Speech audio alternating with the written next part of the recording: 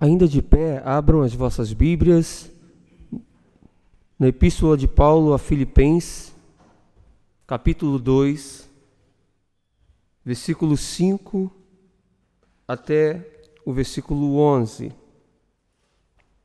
Filipenses, capítulo 2, versículo 5 até 11. Diz assim: Tende em vós o mesmo sentimento que houve também em Cristo Jesus, pois ele, subsistindo em forma de Deus, não julgou como usurpação o ser igual a Deus. Antes a si mesmo se esvaziou, assumindo a forma de servo, tornando-se em semelhança de homens, e reconhecido em figura humana, a si mesmo se humilhou, tornando-se obediente até a morte e morte de cruz. Pelo que também Deus o exaltou sobremaneira e lhe deu o nome que está acima de todo nome, para que ao nome de Jesus se dobre todo o joelho, nos céus, na terra e debaixo da terra, e toda língua confesse que Jesus Cristo é Senhor, para a glória de Deus Pai. Amém. Podeis assentar. Para quem esteve atento desde o início do culto, pôde perceber que o texto que nós lemos em Hebreus, no capítulo 2, versos 5 até 18, nós trouxemos esse texto com a temática Jesus, o centro de tudo e de todos. Nós temos que ter isso em nossa cabeça, em nossa mente, em nosso coração, que Jesus é o centro de todas as coisas e de tudo. E quando nós entramos agora nesse texto em que nós vamos falar da humilhação do nascimento de Jesus, embora o texto não esteja falando sobre o nascimento de Jesus, mas o texto está falando sobre as características principais da vida e do ministério de Jesus e a razão pela qual ele veio a este mundo. E o nascimento de Jesus, ele é então, dentro dos seus estágios de humilhação, o primeiro estágio. De cada estágio que o Senhor Jesus passou de humilhação nessa terra, o seu nascimento foi o primeiro estágio de humilhação. E por isso que eu quero falar, baseado nesse texto, dentro das características de Jesus, para que ele veio a esta terra, porque ele está entre nós, porque ele é o divino humano. Para tratar disso, eu vou falar sobre a humilhação do nascimento de Jesus. A humilhação do nascimento de Jesus.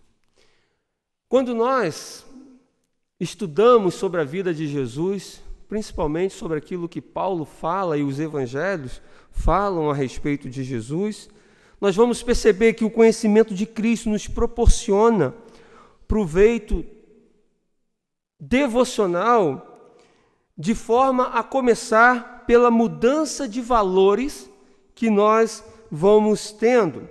Ou seja, fazendo-nos inverter o que é preciso quando nos deparamos com a pessoa de Cristo. Isto é, a pessoa de Cristo, o que Jesus significa para a gente, o conhecimento e o encontro que nós temos com Ele está para muito mais além da nossa religiosidade. Está para muito mais além dos nossos ritos de cultos que nós fizemos. Jesus está além disso tudo. E foi isso que acontece verdadeiramente com Saulo de Tarso, quando ele teve aquele encontro com Jesus na estrada de Emaús, aonde Saulo, ele tinha todo um pensamento religioso, ele tinha toda uma cultura religiosa, mas quando ele tem o encontro de Jesus, toda aquela cultura, tudo aquilo que ele tem cai por terra, porque o encontro verdadeiro com Jesus faz com que nós o conhecemos de tal forma que ele está além de tudo isso, de todas essas coisas. E para tanto, Paulo, ele passou a considerar tudo que ele era, tudo que ele tinha, todo o intelecto que ele tinha como lixo. e abriu mão de tudo que ele era para ter Jesus Cristo e para servir a Jesus Cristo, como nós podemos perceber isso em Filipenses capítulo 3, a partir do verso 8 e o verso 9 também, nós vamos ver essa verdade. Jesus, então, ele nasce para ser o mediador entre Deus e o homem. Jesus é, portanto, o divino humano. Ele não é só Deus, mas ele também é um ser humano. Mas a gente precisa entender que Jesus não veio colocar o homem no centro. Jesus não veio exaltar o homem. Jesus não veio divinizar o homem, mas Jesus ele vem para humanizar a humanidade caída. Jesus ele vem para nos fazer caminhar no caminho da verdade. Jesus ele vem para nos tornar pessoas melhores, ser humanos melhores. E desde que o pecado entrou no mundo, existe a promessa de um Redentor que seria nascido de mulher e que teria características divinas. E quando nós olhamos para essas características, nós vamos ver que Jesus, além dele ser divino, ele também é humano. Todavia, nós precisamos entender que não existem dois Jesus, não existem dois senhores, existe uma pessoa, um só Jesus com duas naturezas, a saber, a sua natureza divina e a sua natureza humana. Uma vez que ele morreu como ser humano e ele ressuscitou, sendo ressuscitado pela sua natureza divina, ele se tornou eternamente o divino humano. Ou seja, quando nós formos encontrar com Cristo lá na glória, nós vamos vê-lo como ele é. Verdadeiramente ele é Deus e verdadeiramente ele é humano. E esse texto que nós lemos nos mostra que Jesus ele toma para si a forma de servo, mas ele não tomou um servo, ele não usou um homem muito santo para fazer a sua obra. Ele mesmo se fez o servo, ele mesmo se fez carne e habitou entre nós. E para Deus se tornar humano, ele então escolhe a humilhação no seu nascimento, porque ele passa então a sentir todas as características de um ser humano, todas as limitações de um ser humano por completo. E o teólogo, o grande teólogo Donald MacLeod, ele vai dizer o seguinte: Cristo tomou uma natureza humana, mas ele não tomou um homem. Ele tomou a forma de um servo, mas não um servo. Então ele realmente se fez homem no seu nascimento e habitou entre nós. E a sua humilhação foi por saber aquilo que era desconhecido. E o que era desconhecido para Deus? As dores que nós sentimos, ele agora passa a sentir. As limitações que nós temos, ele agora passa a ter. Todas as mazelas que nós sofremos, ele agora passa a sofrer também. E a pergunta que nós fazemos: por que Jesus nasceu? Por que, de fato, ele nasceu, se Deus sabia que ele seria rejeitado por nós? Se Deus sabia que ele seria traído por nós? Se Deus sabia que ele seria assassinado por nós? Por que ele nasceu? Porque Deus sabia. Na verdade, nós poderíamos melhorar a pergunta e fazer a seguinte interpelação: por que Deus criou o homem, se na sua soberania e onisciência, Deus sabia que este homem iria pecar? Deus sabia que este homem iria cair. Deus sabia que este homem iria rejeitá-lo. Por que Deus faz isso? Por que Deus faz um plano de salvação quando o homem vai rejeitar esse plano de salvação? E nós podemos ver isso desde o início. Quando Deus planejou o plano de salvação para o homem, planejou criar o homem, isto foi antes da fundação do mundo. Mas Deus sabia que o homem iria vacilar, que o homem iria pecar. E quando Deus fez Adão, a mulher foi tentada pelo diabo e o diabo falou com ela: não, Deus disse isso para você, porque Ele sabe que no dia em que você comer da fruta, você será como Ele, vocês serão como Ele. E aí entrou a vaidade no coração do ser humano, e o ser humano quis ser igual a Deus, e então pecou contra Deus e comeu do fruto. Mas Deus não foi pego de surpresa, Deus sabia que o ser humano iria fazer isso. E depois, Deus tem um homem na terra chamado Noé, e este homem, ele é justo, é o homem mais justo da terra. Mesmo assim, quando Deus olha para o coração de Noé, Deus vê maldade no coração de Noé. Deus vê o mal impregnado no ser humano.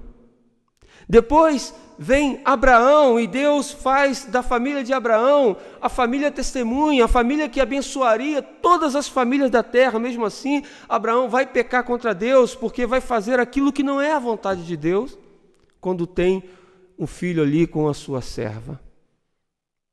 Depois vem Moisés, e Deus dá a sua lei, mas Deus dá a sua lei através de Moisés, sabendo que o homem não iria cumprir, que aquela lei seria incapaz da humanidade cumprir. E a pergunta, mais uma vez, que se faz: por que então que Deus nos dá uma lei, sabendo que a gente não poderia cumprir essa lei? E assim continua. Vem Davi, aonde Deus faz a promessa de um reinado perpétuo, aonde da linhagem de Davi viria o Messias e o Salvador do mundo. Essa foi a promessa incondicional que Deus faz para Davi: você terá um reinado perpétuo. E assim mesmo, Davi, que era homem segundo o coração de Deus, vai pecar e cometer coisas terríveis contra Deus. E a pergunta continua: por que que Deus criou o homem sabendo de tudo isso que ele iria fazer? E então nasce Jesus. E da mesma forma, Jesus é rejeitado, Jesus é humilhado, Jesus é traído e Jesus é morto.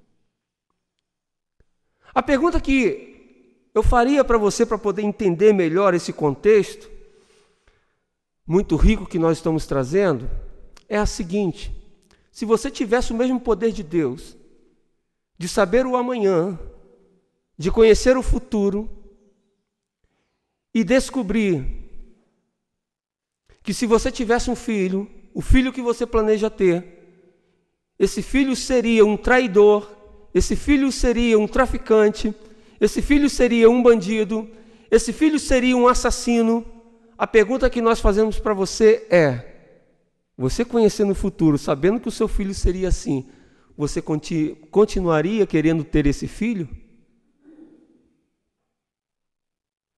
Se você que está planejando casar, e você pensasse, tivesse o poder de saber o futuro, e você descobrisse que lá no futuro, o seu futuro cônjuge iria te trair, o seu futuro cônjuge não seria a pessoa que você está conhecendo neste momento, você continuaria no plano de casar com este cônjuge? Se você descobrisse que muitas coisas que você está vivendo hoje por conta de escolhas que você fez, você faria-as novamente se você tivesse o poder de conhecer o futuro? Eu acredito que a resposta seria não. Nós não faríamos. Mas a pergunta continua: por que então que Deus, sabendo o futuro, sabendo de todas essas coisas, Ele permaneceu no seu plano com a humanidade? E a resposta está no nascimento de Jesus. A resposta está no texto que nós lemos no início deste culto. Ou seja, Ele nasceu porque era desde o início o centro de todas as coisas. O homem não é o centro. Todas as coisas não estão baseadas naquilo que o homem é ou pode ser, mas todas as coisas estão apontando para a glorificação do Filho. Ou seja, em outras palavras, tudo que Deus planejou, tudo que Deus fez, foi para glorificar o Filho. E quando Jesus nasce, mostrando para Deus que é capaz de ser um humano perfeito e cumprir tudo aquilo que é devido à nossa humanidade, pelo propósito que Deus nos fez, Jesus, ele no final de tudo, além da humilhação, além da traição, além de tudo isso que ele sofre, nos versos 9 a 11, pega comigo os versos 9 a 11 aí do texto que nós lemos, que diz: pelo que também Deus o exaltou sobremaneira e lhe deu o nome que está acima de todo nome, para que ao nome de Jesus se dobre todo joelho nos céus, na terra e debaixo da terra, e toda língua confesse que Jesus Cristo é o Senhor, para a glória de Deus Pai. Tudo que ele foi, tudo que ele é, toda a história de Jesus, desde o início, lá em Gênesis, tudo está apontando para Cristo, para a glorificação de Cristo. É o Pai colocando o Filho para ser exaltado e o colocando no centro de todas as coisas, de tudo e de todos. Portanto, as pregações contemporâneas que você ouve por aí, aonde coloca o homem no centro, aonde você é demais, aonde você merece o melhor, aonde você é tudo, esta pregação antropocêntrica não está de acordo com aquilo que a palavra de Deus nos ensina. Tudo na palavra de Deus, desde Gênesis a Apocalipse, tem a ver com a glorificação do Filho e não com alguma coisa em relação a nós. O amor que Deus tem por nós, a graça que nos alcançou, a salvação que nós obtemos por meio do seu Filho, foi por causa da sua misericórdia. Mas tudo foi feito para glorificar a Jesus Cristo. E aqui dentro dessa humilhação do nascimento de Jesus, nós vamos ver que ele se tornou humano porque era uma necessidade. Ele tomou para si a natureza humana porque era uma necessidade, para que fosse justo tudo que ele faria. E a necessidade, ela foi em primeiro lugar para que Cristo pudesse verdadeiramente substituir homens. Porque o pecado cometido pelo homem teria que ser pago por um homem. No entanto, ele precisava ser homem completo para resgatar o homem por inteiro. Se Jesus fosse uma farsa, fosse uma imitação de homem, se quando ele nasceu mas com alguns poderes que o evitasse de sentir as dores humanas, fosse diferente do ser humano, seria injusta, não seria justo o sacrifício. Mas ele tinha que ser homem perfeito, completo, para substituir o homem por inteiro. Em segundo lugar, nessa necessidade de obter a natureza humana, foi pelo fato que ele precisava ser um homem ideal, não simplesmente um homem real. E o homem ideal seria o homem sem pecado, que apesar de ser homem, apesar de ter limitações, ele não teria pecado. Por isso que ele nasceu de uma Virgem Maria, da Virgem Maria, gerado pelo Espírito Santo, porque se ele fosse gerado pelos espermatozoides humanos, ele já nasceria no pecado. Então Jesus, ele foi o homem ideal, não apenas real. E a segunda necessidade que Jesus tinha também era da natureza divina. Ele não poderia deixar de ser Deus para ser humano. Em primeiro lugar, essa necessidade é para que ele pudesse exercer poderosa redenção sobre nós. Ou seja, só um ser divino poderia receber autoridade sobre toda a carne, conforme a gente vê lá em João 17, 2, o apóstolo fala sobre isso, para redimir aqueles que ele intentou redimir. Só o sacrifício de um ser divino tem valor infinito. Ou seja, se Jesus morresse, se ele fosse apenas homem, se ele tivesse apenas a natureza humana, ele poderia morrer apenas no lugar de um outro homem. Mas por ter a natureza divina, a sua morte, ele abarca toda a humanidade de forma infinita, né? De forma que ele precisava também da sua natureza divina. E a segunda razão, além dessa de exercer poderosa redenção sobre nós, de forma que o seu sacrifício foi feito para os seus escolhidos e eleitos, mas o seu sacrifício é infinito. Ele é poderoso para abarcar todas as pessoas da terra, se fosse o caso. Mas, em segundo lugar, para suportar a ira divina. Se Jesus fosse apenas humano e não fosse divino, certamente ele não suportaria toda a ira de Deus sobre a humanidade que estava sobre ele ali na cruz do Calvário. Então, ele teve que ter também manter a sua natureza divina para poder receber a ira divina e assim suportar a ira de Deus e resgatar todos aqueles a quem ele teve o propósito de remir. Então, a gente vê aqui Jesus nascendo como divino humano, como alguém que sente as nossas dores, que tem as nossas fraquezas, que tem as nossas tentações, mas também ele tem a sua natureza divina que se manifesta com poder e glória e o ressuscita ao terceiro dia.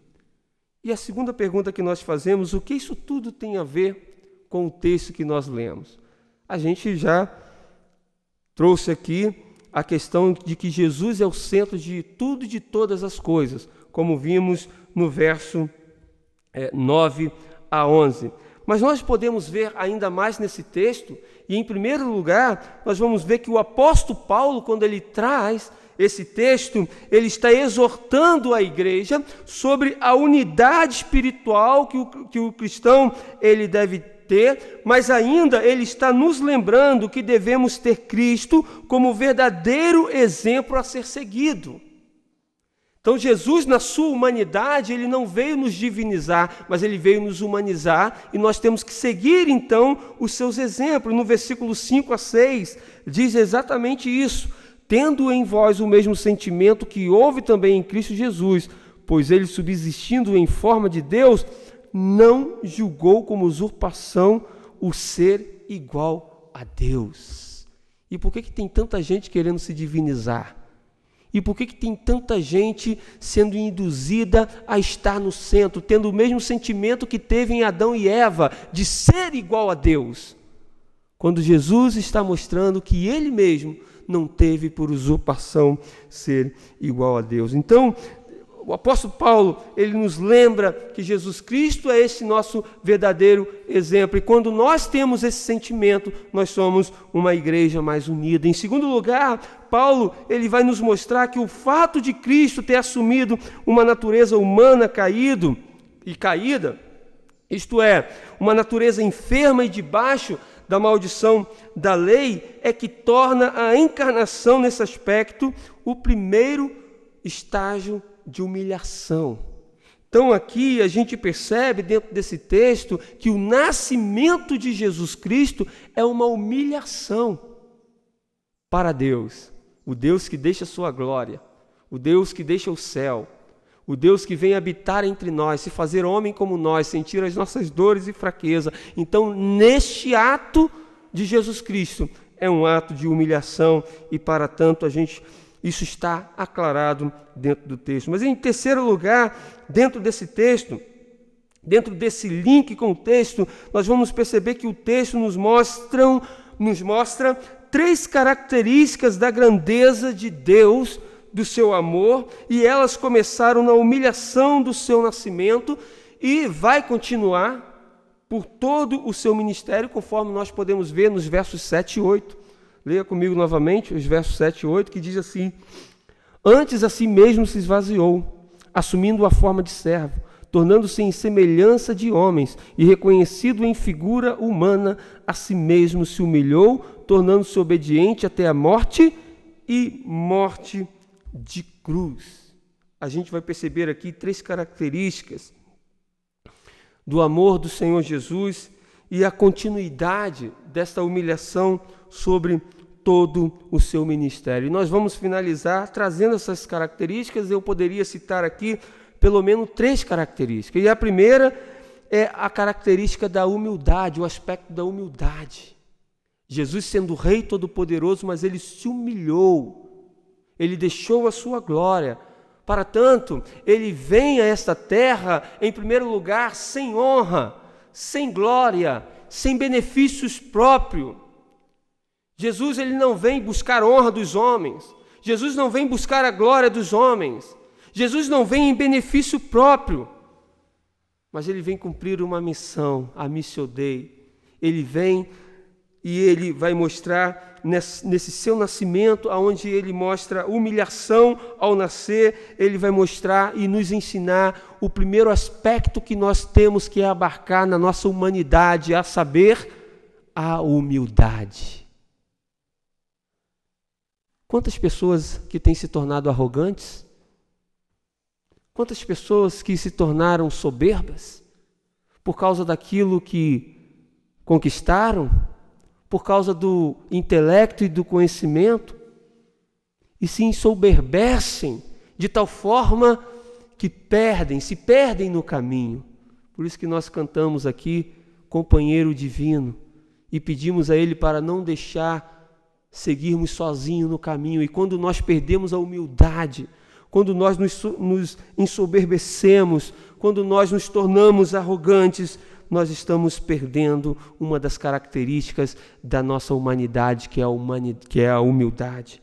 E Jesus mostrando, sendo uma pessoa humilde, nascendo em uma manjedoura na cidade de Belém, humilhando-se a si mesmo, convertendo-se a um servo, tornando semelhante a homem, ele está nos mostrando uma característica para a qual o homem foi feito, a saber, ser humilde diante do seu Senhor. Então, se tem algo que nós precisamos aprender com esse texto, com o nascimento de Jesus Cristo, é a sua humanidade. E esta humildade de Jesus, na sua humanidade, no seu nascimento, é para nos tornar mais humildes, é para quebrar o nosso ego, é para nos tornar mais dependentes dele, porque acabamos ficando independentes, contando só com o nosso conhecimento, com aquilo que nós adquirimos durante a nossa vida. Mas o Senhor veio para nos tornar mais servo dele, em um tempo em que nós queremos ser senhores de si mesmo. Então nós podemos, em primeiro lugar, aprender com a humildade de Cristo, que nós precisamos caminhar sem a busca de honra, sem a busca de glória e sem a busca dos próprios benefícios, mas a nossa vida é para glorificar aquele que está no centro, o Senhor Jesus Cristo. Portanto, meu irmão e minha irmã, humildade, nós podemos aprender aqui como primeira característica do Senhor Jesus Cristo.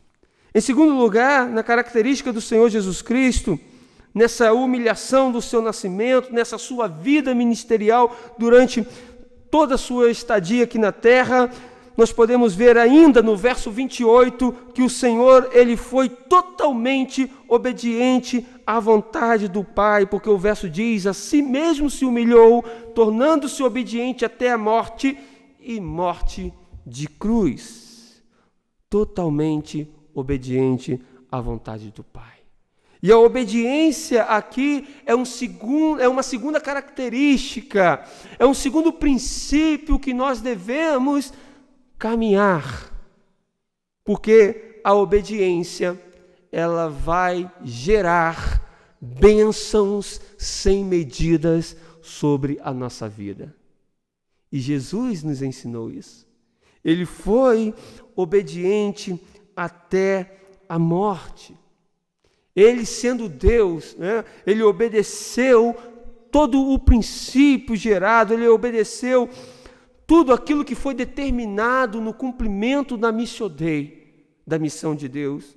Ele foi obediência. Nós podemos aprender hoje, nesta manhã, tanto na sua forma passiva, quanto na sua forma ativa, isto é, ele obedeceu. A pena pelo pecado que ele pagou, ele foi para a cruz, ele não fugiu da cruz, ele não desistiu da cruz, então ele pagou a pena pelo pecado de forma passiva, mas ele também paga de forma ativa quando ele obedece todos os preceitos da lei. Ele não pecou, ele cumpriu a lei que Moisés não conseguiu cumprir, que Abraão não cumpriu, que Adão não cumpriu. Ele é então o novo Adão que obedece ao Senhor de forma ativa, cumprindo todos os preceitos da lei. E então a gente vai perceber que em sua capacidade de mediador, obedecendo todos os aspectos da lei, obedecendo a pena pelo pecado, nós vamos ver que Cristo satisfaz então as exigências tanto da lei, quanto também dos seus aspectos penal e federal, quando ele cumpre a pena do pecado, merecendo assim a vida eterna. Foi a bênção que ele trouxe, a vida eterna. Por quê, irmãos? Saiba disso. Quando Jesus cumpriu ali, ele morreu no seu lugar, ele morreu no meu lugar, o que ele fez? Ele pagou o preço da condenação da morte. O que seria essa condenação? Seria uma morte eterna, sofrimento eterno. Quando Jesus pagou isso, te livrou da morte eterna.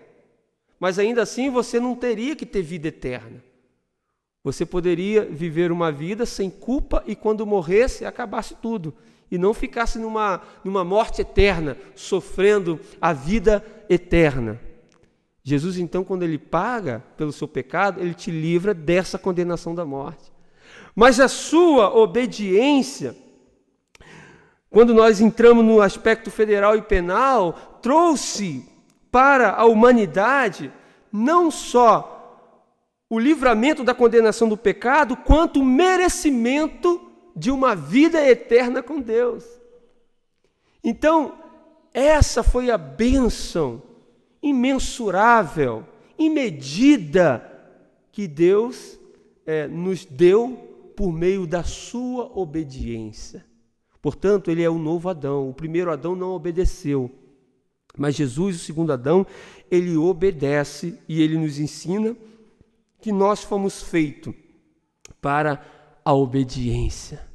Quando nós seguimos esse caminho de Jesus, aprendendo com o seu nascimento, com a sua vida, nós vamos nos tornar obedientes e isso vai nos gerar bênçãos imensuráveis, bênçãos imedidas, bênçãos que nós não podemos imaginar, porque é muito mais além do que pedimos e pensamos. E em terceiro lugar, para terminar, ele veio com um só objetivo: resgatar vidas. E dentro desse aspecto que nós estamos vendo aí nos versos 10 e 11, ele veio para que todos se dobrem diante dele. Nós vamos ver aqui dentro desse aspecto a característica do amor de Deus. Porque por meio desse objetivo de resgatar a vida, ele nos ensinou o verdadeiro sentido da vida. E o que o Senhor Jesus nos ensinou com o amor que ele nos apresentou? Com o amor que era desconhecido para todos, para os pensadores, para os filósofos. O que ele nos trouxe? Ele nos trouxe o amor ágape, o amor sacrificial. Ele nos fez entender que a vida que vale a pena ser vivida não é vivida para nós mesmos, mas é vivida em favor do outro. E isso tem sido muito difícil de compreender na atualidade, nos tempos que nós temos vivido, porque o homem é egocêntrico, o homem é egoísta, o homem só pensa em si mesmo. E Jesus com o seu ministério, Jesus com o seu nascimento, Jesus com a sua vida nessa terra, ele nos mostrou que a vida que vale a pena ser vivida é aquela que se vive para o outro. Então, ao olharmos para Jesus, vale a pena nos sacrificar pelo cônjuge, vale a pena nos sacrificar pelo filho, vale a pena nos sacrificar pelo amigo, vale a pena nos sacrificar pelo irmão, viver para o outro. E quando nós temos esse entendimento, nós vamos ver muito mais sentido na nossa vida e vamos nos tornar pessoas mais parecidas com Jesus Cristo. Portanto, 3 características fundamentais que nós precisamos considerar em Cristo Jesus: a humildade, a obediência e o seu amor. Nós precisamos vivê-la nas nossas vidas como cristãos em Cristo Jesus. Que neste Natal, nesse tempo de Natal, nessa semana de Natal que nós estamos vivendo, celebrando o nascimento de Cristo, que nós possamos trazer isso à nossa memória, trazer isso para a nossa vida, que nós possamos em 2021, com tanta coisa que nós vivemos em 2020, por conta do nosso próprio pecado, que nós possamos em 2021 viver mais para Deus, sermos de fato o humano que o Senhor quer, lembrando que Ele é o centro de tudo e de todos. Amém? Quero orar com você. Curva a sua cabeça. Nesse momento nós vamos estar orando.